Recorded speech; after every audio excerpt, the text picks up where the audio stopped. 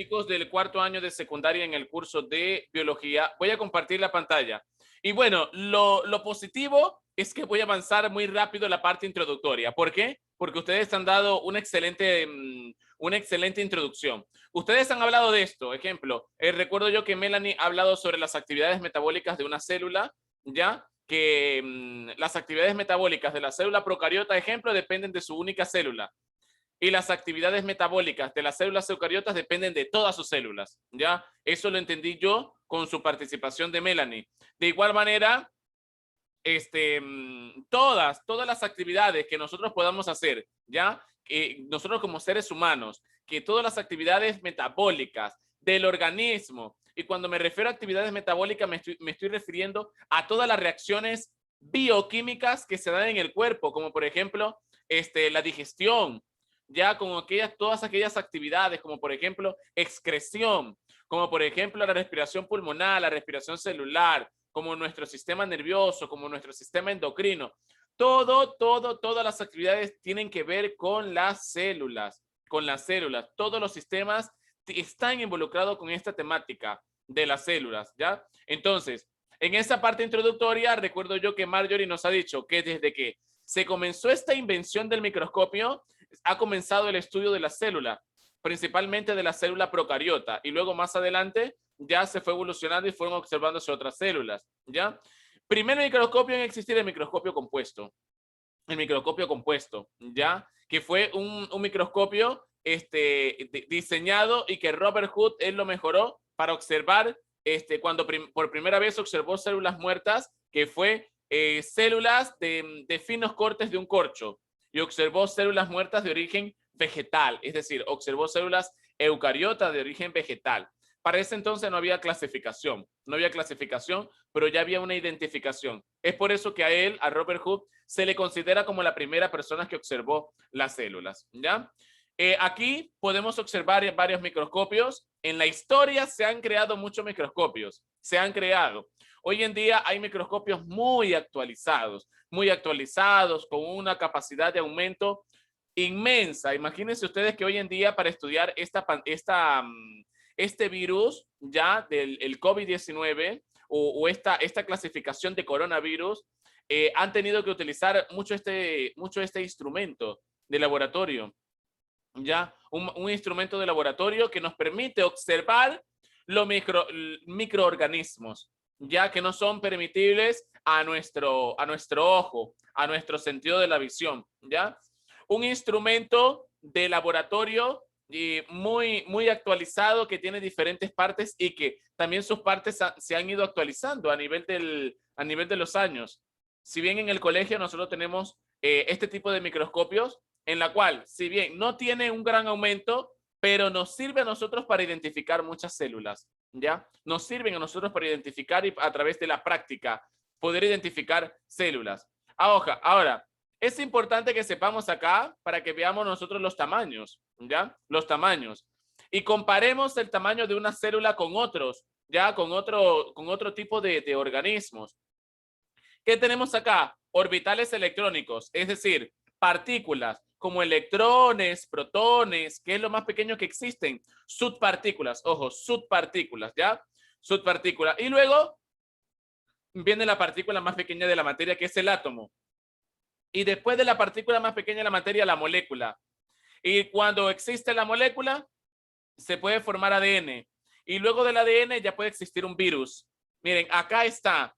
Miren, acá está. De ejemplo, este virus que hoy en día nosotros estamos afrontando. ¿Ya? Y luego viene la bacteria. Y en la bacteria recién viene la primera célula, que es la célula procariota. Procariota. ¿Ya? Acá nosotros podemos ver que el microscopio óptico no nos permite ver el virus. Miren dónde está. ¿Quién permite ver el virus? Un microscopio electrónico. Un microscopio electrónico. Profe, ¿y el microscopio óptico qué nos permite ver? Ah, acá, una bacteria. Nos permite ver una bacteria.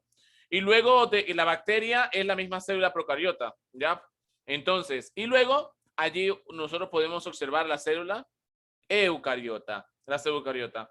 Después de la célula eucariota, un pelo, ¿ya? O un cabello. Luego, para que veamos, vamos comparando, ¿ya? Aquí está el ojo óptico, ya en este caso, nuestro ojo a través del nervio óptico, nuestro ojo humano, acá, miren, puede apreciar, pero ¿qué puede apreciar? Puede apreciar la estructura de un cabello, pero no muy a profundidad, sino lo superficial, que nosotros lo podemos ver, ¿ya? Lo podemos ver. Entonces, esta línea de tamaños, ¿ya? Con respecto a lo que se puede observar en el microscopio, es importante un poco comprenderla para que tengamos conciencia de los tamaños de las células. Miren, he colocado acá un collage de diferentes microscopios para que nosotros tengamos idea de los diferentes microscopios, tamaños, formas, oculares, sus brazos, sus micros y macrométricos, ¿ya? De la forma que pueden llegar a tener. Ejemplo, el monocular, el binocular, el trinocular, ¿ya? Y desde cualquier parte para tener una percepción, ¿ya? Visual mejor de la célula, ¿ya?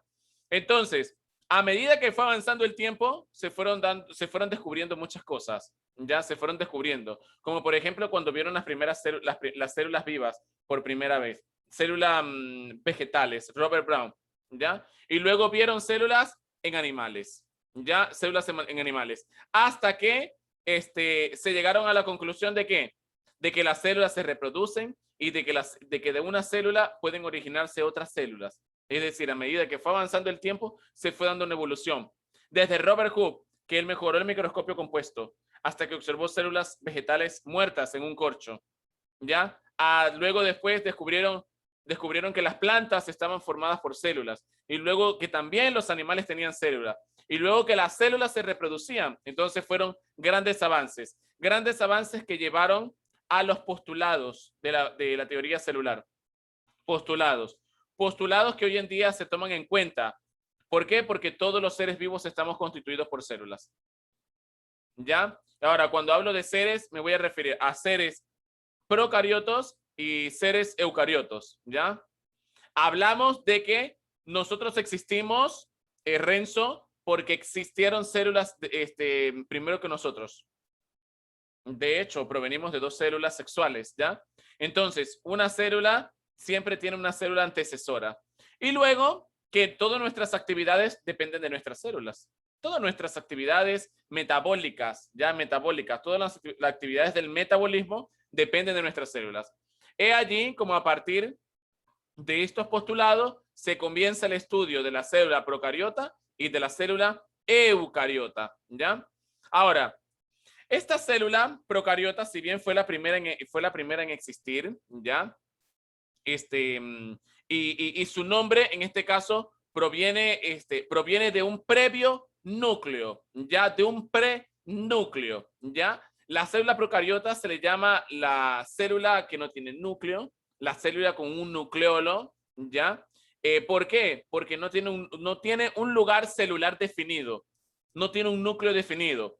Profesor, pero ¿tiene material genético? Sí tiene material genético, sí tiene material genético, pero su material genético se encuentra en el citoplasma. Ejemplo, imagínense ustedes que este círculo es la célula, ¿ya? Este círculo es la célula. Y ejemplo, ¿ya? Su información genética va a estar en el centro. Va a estar en el centro. Esta es la información. No vamos a hacerla redondita, vamos a hacerla en puntitos. ¿Ya? Esto es su información genética. Su información genética. Está en el centro. Pero ustedes se dan cuenta que esta célula procariota, chicos, no tiene como que una envoltura nuclear. Coica, no tiene una envoltura nuclear, ¿no? No la tiene. Entonces, como no tiene una envoltura nuclear, ya esta información genética se va a dispersar. Va a agarrar para acá, va a agarrar para acá, va a agarrar para acá y va a agarrar para acá también. Es decir, para todos lados se va a dispersar. ¿Y se dispersa dónde? Todo esto que está aquí es acuoso. Todo esto que está aquí es acuoso. Es decir, y se llama citoplasma. Todo lo azul es acuoso y se llama citoplasma. Es por ello que la información genética, como no tiene una envoltura nuclear de la célula procariota, se encuentra dispersa en el citoplasma, ¿ya? Y de esta manera, es que profesor, ¿y en el citoplasma también hay otros organelos? Claro, en el citoplasma también hay otros organelos que están allí y que los vamos a ver en un momento con el gráfico de la célula procariota. Les quería colocar esto para que quedara bien clara dónde estaba la información genética, ¿ya? Ahora, dentro de todos los tipos de la célula procariota, vamos desde la más antigua, que fueron las arqueobacterias, ¿ya? Las arqueobacterias. Luego, las bacterias como tal, y luego unas pocas que han quedado como cianobacterias, o también conocidos como las algas verdes azuladas, ¿ya? Entonces, acá podemos observar esta estructura de la célula procariota. Lo que les decía, miren, todo el citoplasma, citoplasma, citoplasma, citoplasma, citoplasma. Y su información genética dispersa. Y su información genética dispersa. Y el citoplasma contiene orgánulos que también se encuentran dispersos allí. Ellos no hay problema que se encuentren dispersos, ¿ya? Tiene sus partes bien definidas, una cápsula que le protege, una pared celular. Nosotros, la célula eucariota animal, la que poseemos nosotros, coica, no tiene pared celular. La de las plantas sí tiene pared celular. Citoplasma, ribosomas, plásmidos, pili, flagelo que le ayuda a desplazarse, ¿ya? De igual manera, acá he colocado más parte de la célula procariota, ya como el glucocal y los plásmidos, ¿ya? ¿Para qué? Y he colocado otro dibujo para que tengamos también otra percepción visual de lo que de la estructura de la célula procariota. Profesor, ¿por qué tiene pelitos? ¿Qué tienen esos pelitos? ¿Cómo se llaman? Los pili, ¿ya? Los pili o pilis, ¿ya? Estos pilis detectan temperaturas, ya les ayudan al movimiento, les ayudan a adherirse, ya adherirse a superficies, ya recuerden que estos son bacterias. Más allá, Oriana, cuando nosotros hablemos, Oriana, de células procariotas, hay que pensar de una vez en bacterias. Cuando hablamos de célula procariota, pensamos en bacterias. Entonces, estos pili le ayudan a estas bacterias para que se puedan adherir, ¿ya? Ahora, la pared celular de esta célula procariota es como que la estructura que rodea a la célula. La estructura, profesor, la pared celular es la membrana celular. Una pregunta. ¿La pared celular es igual que la membrana celular? O profesor, ¿la pared celular es igual, la membrana celular es la membrana plasmática? Sí. Por eso pregunto, ¿la pared celular será igual a la membrana plasmática o a la membrana celular? Sí, profesor. Dime, Luis. Que no. No es igual, ¿ya? La pared celular no es igual a la membrana celular. No es igual, ¿ya? Entonces, la pared celular está de primerita. Está más hacia la parte externa, ¿ya? ¿Por qué? Porque esta es la capa rígida, ya rígida. ¿Y qué hace esta? ¿Rígida de quién? Bueno, rígida de algunas plantas, ojo, de algunas plantas. Muy aparte que estemos hablando de las procariotas, ¿por qué? Porque las plantas sí poseen pared celular. También los hongos, las algas, bacterias y también las arqueobacterias. ¿Qué hace la pared celular? Protección de la célula, le da rigidez a la estructura celular, le da rigidez. También le permite a la célula que se pueda relacionar, ya que se pueda relacionar con su medio, ya con su medio en el cual se encuentra. Y ya sabemos dónde está presente. De igual manera, la membrana plasmática, ahora sí, membrana celular, membrana plasmática, debajo, la pared celular, ya. Ahora, la membrana plasmática que está debajo de la pared celular.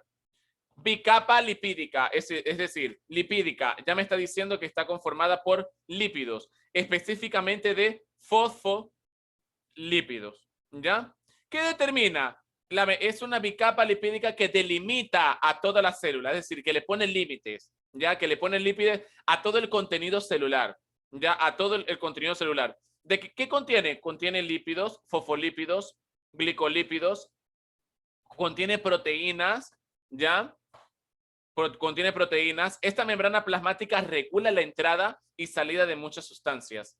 Un favor, chicos, en la medida que vamos avanzando, yo les voy a pedir que tomen nota, ¿ya? No de la primera parte. ¿Por qué? Porque si bien la primera parte de la evolución celular ustedes ya la tienen en la síntesis inicial que ustedes han hecho. Ya la tienen. Ahora, en esta parte, sí sería bueno que ustedes por allí tomen nota de las funciones de las partes de la célula procariota. Comenzando por esta, comenzando por la pared celular. Función, protección. Función, le permite relacionarse a la célula con su medio. Función de la pared celular, le da rigidez y estructura a la célula. Entonces, estas son las funciones de la pared celular. Función de la membrana plasmática, delimita la célula, la delimita. De pronto, formada por fosfolípidos, ¿ya? De igual manera, permite la entrada y salida de sustancias. Profesor, ¿entrada a dónde? Al citoplasma. Profesor, ¿salida de dónde? Del citoplasma. ¿Por qué? Porque el citoplasma tiene líquido que necesita salir, un líquido usado que necesita salir, pero el citoplasma también necesita que ingrese líquido, Entonces, como por ejemplo, nosotros en nuestras células tenemos nuestras células y nuestras células necesitan agua. ¿En qué permite la entrada de agua?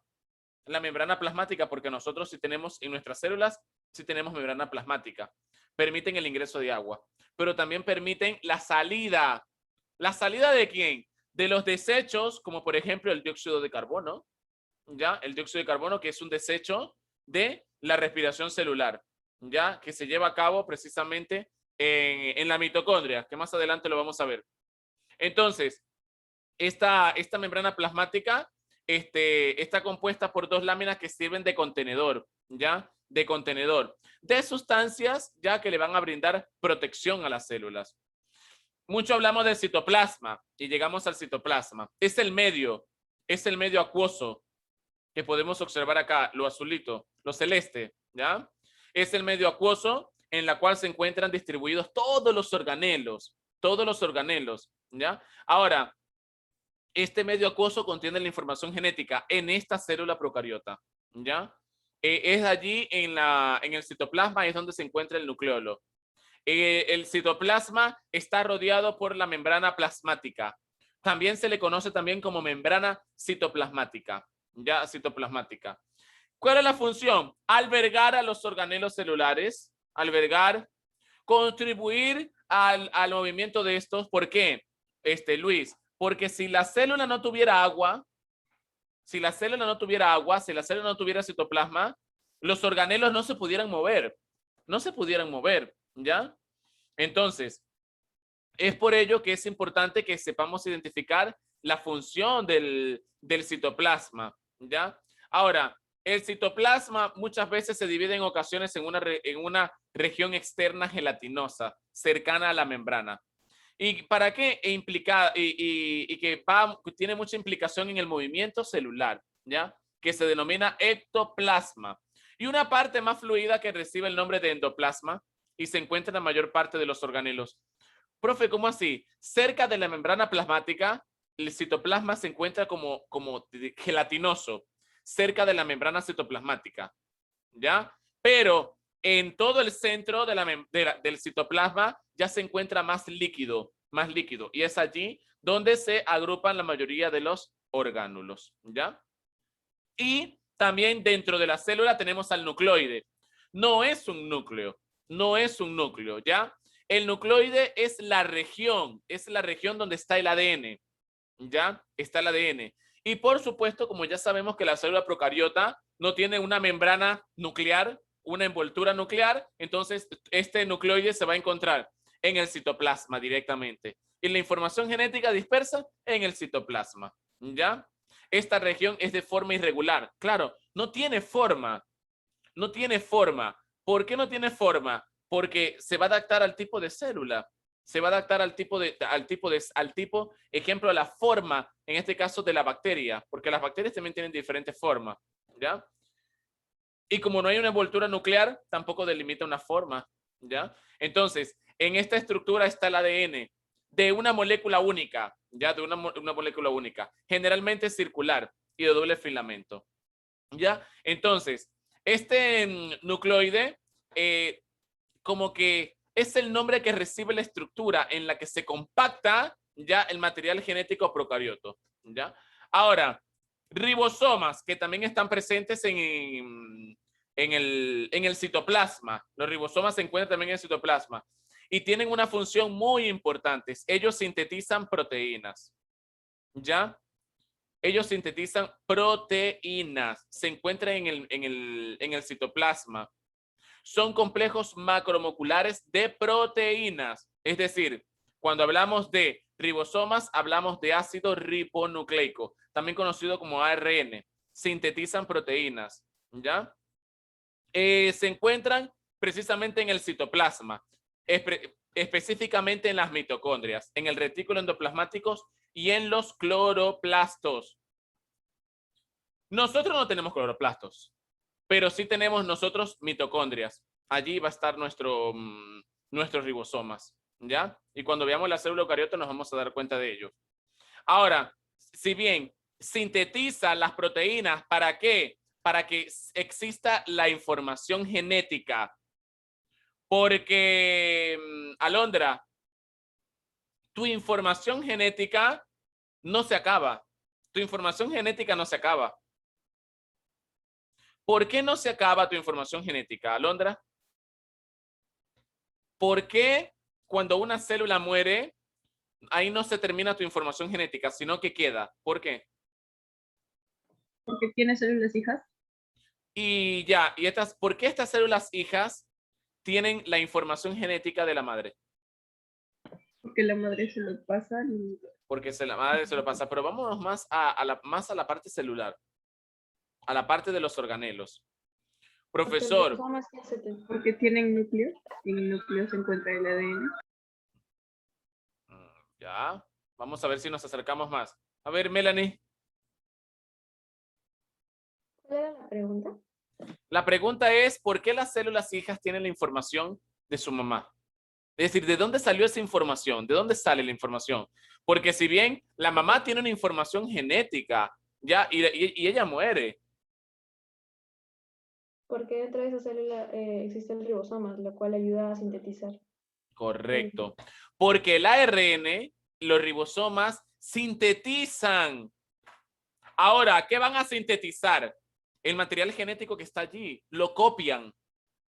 Lo copian. El mismo ADN. No es que la célula mamá agarra su ADN, ay, ya, me parto en dos y se lo entrego a mis hijas. No.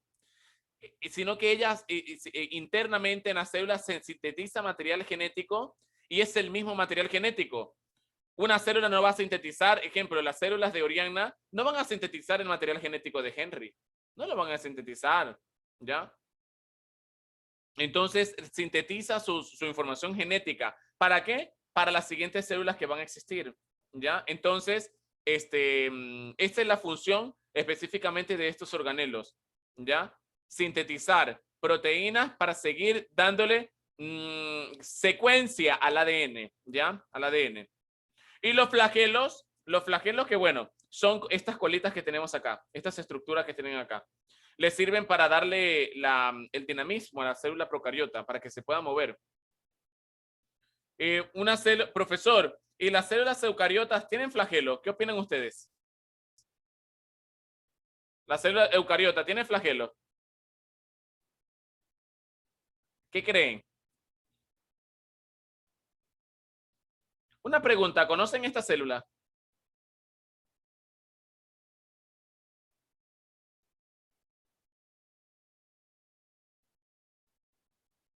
¿La conocen? ¿Su forma, la conocen? Claro, Henry dice sí, profesor, muy bien, ¿ya? Entonces, ¿y qué tiene esa célula? Tiene una cola. Esa cola es un flagelo. Es decir, los flagelos no solamente están presentes en las células procariotas. Ahora, en las células procariotas se pueden encontrar con mayor cantidad o con mayor frecuencia, ¿ya? Que en las células eucariotas. En la célula eucariota, por tener esta forma, sí contiene un flagelo, ¿ya? Pero no hay otras formas de flagelo en las células eucariotas, ¿ya? Por allí, porque presentan otro tipo de formas nomás. Entonces, este flagelo lo que permite es que se pueda transportar en un medio, ya que se pueda transportar, que puedan tener movimiento. Entonces, están los flagelos eucarióticos, están los flagelos bacterianos, acá está, miren, y están los flagelos arqueanos, también de las células arqueas, que también son células procariota, ¿ya?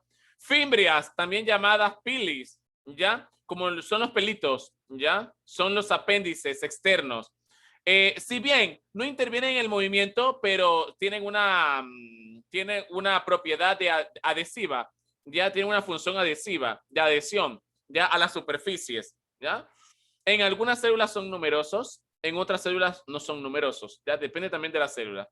Y ya casi para culminar, la cápsula, que es la capa que nosotros observamos, la primera, ya, que es la capa con borde definido, ya le da definición a la célula, le da definición, en la cual está formada por polímeros orgánicos, ¿ya? Que en las bacterias se deposita en el exterior de su pared celular, porque las bacterias contienen pared celular.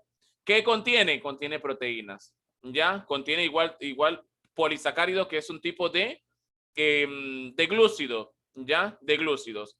¿Para qué sirve la cápsula? Para protección, como lo he dicho cuando coloqué el dibujo. Para protección, ¿ya? De igual manera, para que la célula pueda tener relación, ¿ya? Con su medio en el cual se encuentra. He colocado otra célula procariota, para que esta tiene una mayor cantidad de pilis, si lo podemos observar, mayor cantidad de pilis. Y miren aquí, cápsula, su pared celular, membrana plasmática, ¿ya? Y ya, más nada, citoplasma, núcleo y los organelos que están dispersos en el citoplasma, ¿ya? Y su flagelo que se encuentra allí, ¿ya? Su núcleo no, su nucleoide, ¿ya? Su nucleoide. Chicos, en este momento vamos a ingresar a la plataforma,